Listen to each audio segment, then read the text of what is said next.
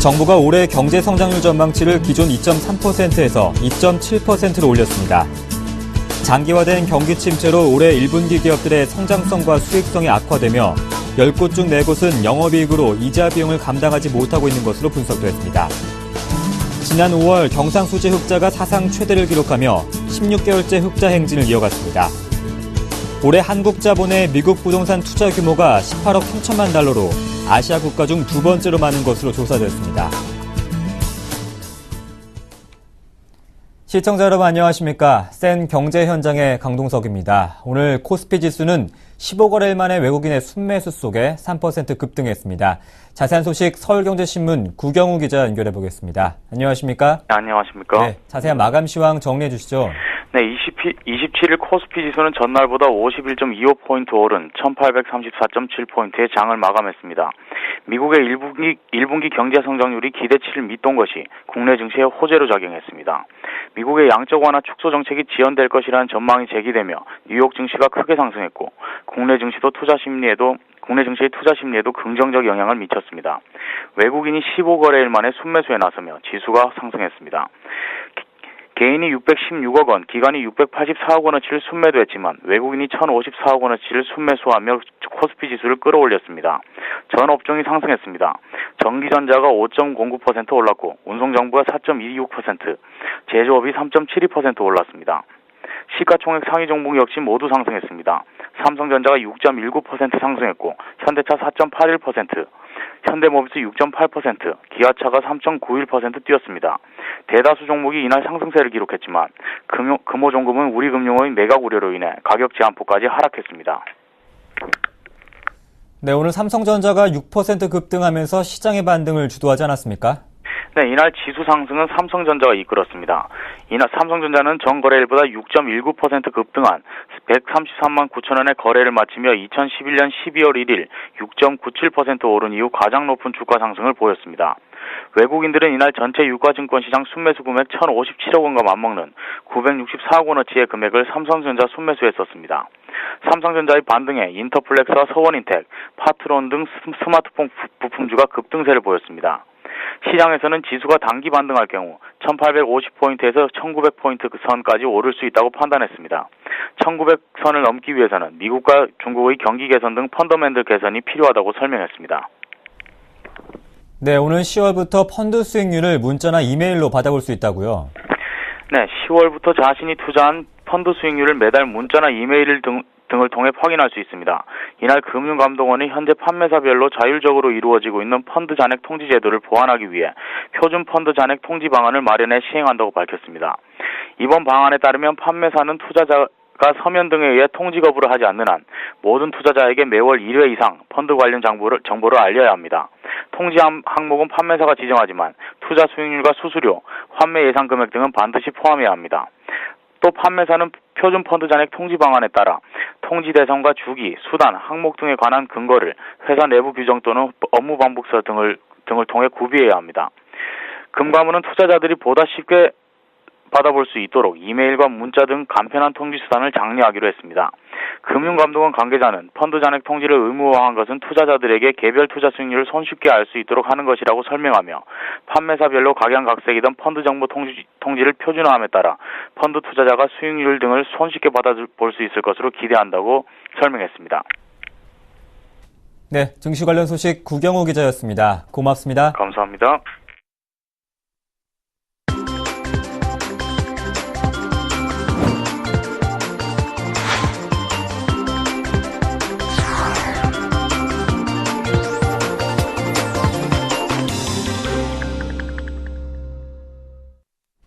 오늘의 주요 뉴스입니다. 정부가 올해 경제 성장률 전망치를 기존 2.3%에서 2.7%로 올렸습니다.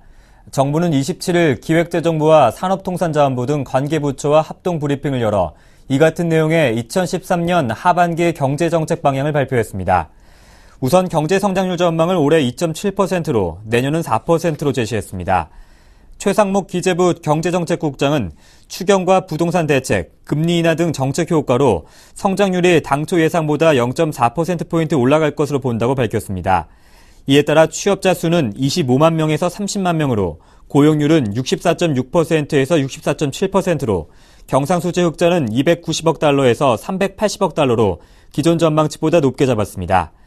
정부는 미국의 양적 완화 축소와 중국의 경기 둔화 가능성, 일본 아베노믹스 등 경기 불안 요인에도 불구하고 미국의 경제 회복과 정부의 경기 부양 노력 등에 힘입어 당초 예상보다 성장률이 올라갈 것으로 예측했습니다.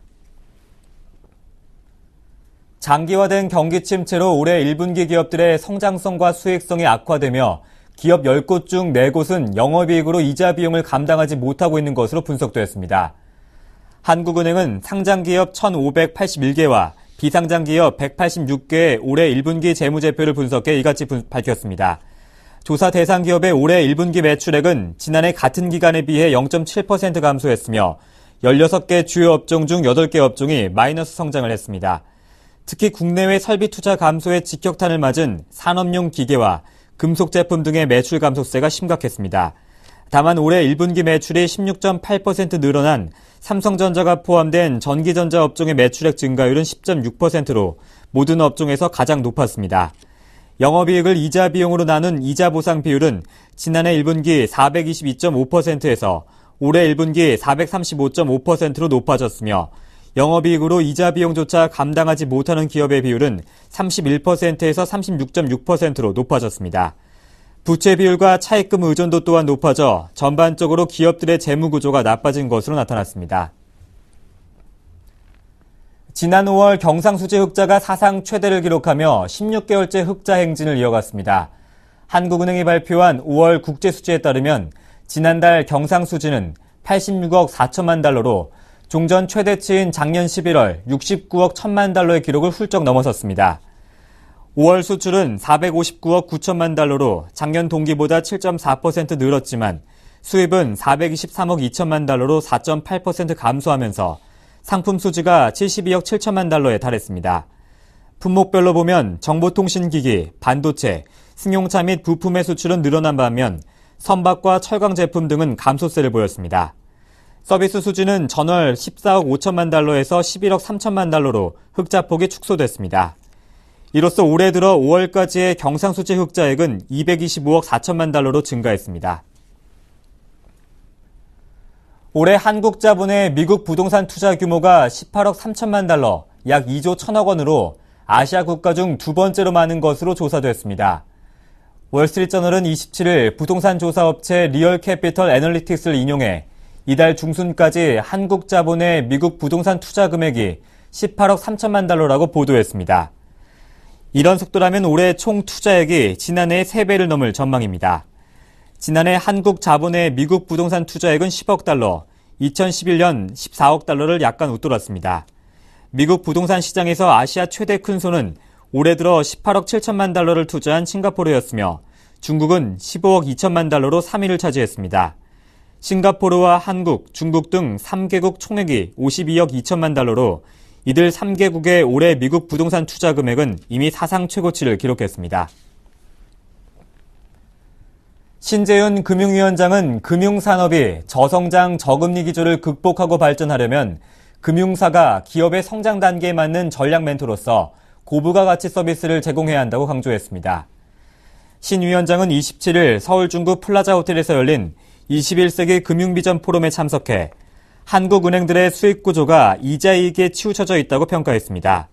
신 위원장은 이런 한계점을 극복하려면 기업의 자금 조달 수단을 다양화하고 기업의 성장 단계에 맞는 재무전략 멘토로서의 역량을 강화해야 된다고 강조했습니다. 이를 위해 신 위원장은 한국형 투자은행을 육성하고 사모투자펀드와 헤지펀드 등 사모펀드 규제 체계를 합리화해야 된다며 안정적인 대체 투자와 장기 투자 발전 방안을 마련해야 한다고 말했습니다. 다음 달 1일 개장하는 코넥스 시장에 대해서는 서바이벌 오디션 프로그램인 K-POP 스타처럼 참여자들이 치열하게 경쟁하고 성공하면 그에 따른 혜택을 볼 수 있는 장으로 만들겠다고 강조했습니다. 박근혜 대통령은 27일부터 나흘간 중국 베이징과 시안을 국빈 방문합니다. 박 대통령은 방중 첫날 일정으로 시진핑 중국 국가주석과 정상회담을 하고 북한 비핵화 노력과 양국 관계의 미래 비전을 담은 공동 성명을 채택할 예정입니다. 또 방중 이틀째인 28일 권력 서열 2위와 3위인 리커창 총리와 장도장 전인대 상무위원장 등과 잇따라 만납니다. 이어 29일에는 새로운 20년을 향한 한중 양국의 신뢰의 여정을 주제로 베이징 소재 대학에서 연설합니다.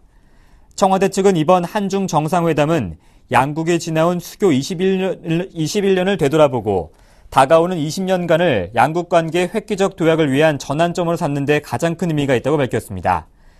한중 정상회담을 통해 박 대통령이 시 주석을 설득해 개성공단 폐쇄와 당국 회담 무산 등으로 극도로 경색된 남북관계의 돌파구를 마련할 수 있을지 여부도 주목됩니다. 또 논의가 막혀있는 한중 FTA와 관련해 조속한 타결을 위해 공동 노력하자는 내용을 공동 성명에 담아 양측의 협상에 힘을 불어넣을 것으로 전해졌습니다. 다음 달 2일 끝나는 임시국회도 어느덧 막바지에 다다랐습니다. 자세한 소식을 서울경제신문 유병훈 기자 연결해 보겠습니다. 안녕하십니까? 네, 안녕하세요. 네, 지난 4월 국회에 이어서 이번 6월 임시국회에서도 경제민주화 관련 법안들이 대거 처리될 예정이라고요? 네, 국회가 최근 일감 몰아주기 규제 및 금산분리 강화 등 경제민주화 관련법을 상임위원회에서 대거 처리해 2차 입법이 초읽기에 들어갔습니다. 국회는 앞서 지난 4월에도 대기업 납품 단가 부당 인하에 징벌적 손해배상제 확대와 대기업 임원 연봉 공개 등 경제민주화 명목의 법안을 통과시킨 바 있습니다. 국회 정무위원회는 어제 전체 회의를 열고 대기업 총수 일가의 부당 내부 거래에 대한 제재를 쉽게 하면서 대상을 확대하고 처벌은 강화하는 내용의 공정거래법 개정안, 이른바 일감 몰아주기 규제 강화안을 통과시켰습니다. 개정안은 일감 몰아주기에 대해 경쟁 제한성을 입증하지 않아도 규제할 수 있게 하고 부당 지원을 받는 소외기업도 처벌 대상에 새로 포함시켰습니다. 정무위는 또 금융정보분석원, 즉 FIU가 금융거래 정보의 국세청 제공을 늘리는 법안도 처리했습니다. 개정안은 FIU가 국세청이나 검찰 등에 2천만 원 이상의 현금 거래 정보를 제공할 경우 1년 내 당사자에게 통보하는 방안입니다. 이와 함께 산업자본의 은행 지분 보유 한도를 현행 9%에서 4%로 줄여 금산 분리를 강화하는 금융지주사법과 은행법 개정안도 함께 처리했습니다. 정무위는 하도급 거래 때 계약상 이익을 대기업이 부당하게 제한하는 특약을 설정하지 못하도록 하는 하도급법 개정안도 의결했습니다. 이들 경제민주화 법안은 국회 법제사법위원회를 거쳐 다음 달 2일 끝나는 6월 국회 회기 내에 처리될 것이 확실시되고 있습니다. 네, 지난 대선 당시 경제민주화가 화두로 떠오르면서 입법 활동이 이어지고 있습니다. 최근 국회에서는 어떤 법안들이 입법을 기다리고 있습니까? 네, 대기업의 일자리 투자에 대해 혜택을 축소하는 사실상의 증세 법안도 입법을 눈앞에 두고 있는데요. 또 역외 탈세 등으로 적발되면 국가가 발주하는 공공사업 입찰에 참여하지 못하는 법안도 처리를 앞두고 있습니다. 국회 재정위원회도 어제 전체 회의를 열고 이 같은 내용의 조세특례 제한법과 국가계약법 개정안 등을 여야 합의로 의결했습니다.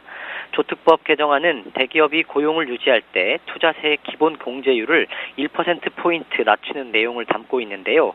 여야가 지난 5월 17조 3천억 원대의 추경 예산안을 편성하면서 재정 건전성 확보 차원에서 추진키로 합의한 것으로 연간 약 2천억 원의 세금을 더 걷어들이게 됐습니다.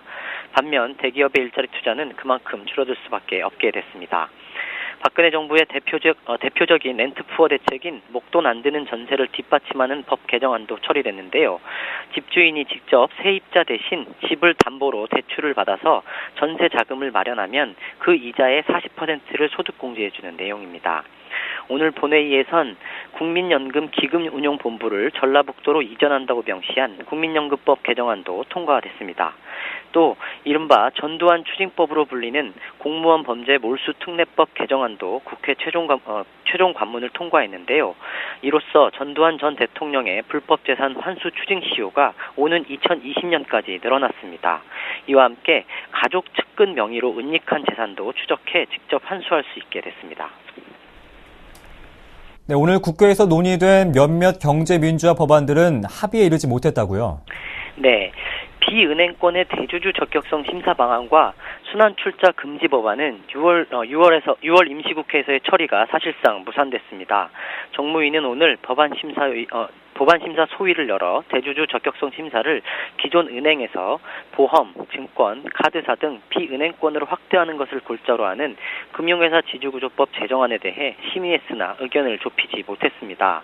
소위는 또 대기업 집단 계열사 간 순환 출자를 금지하는 내용의 독점 규제 및 공정거래에 관한 법률 개정안을 심의하면서 전문가 4명을 진술인으로 불러 의견을 들었는데요.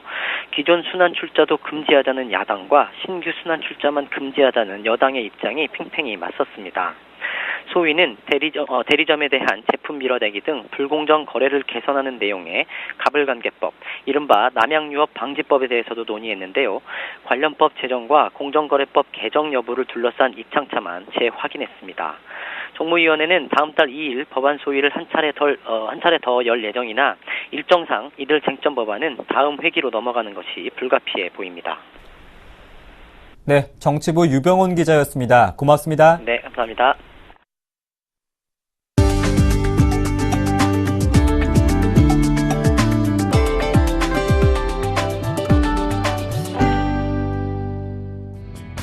삼성전자가 완벽한 화질을 갖춘 무결점 커브드 올레드 TV를 출시했습니다.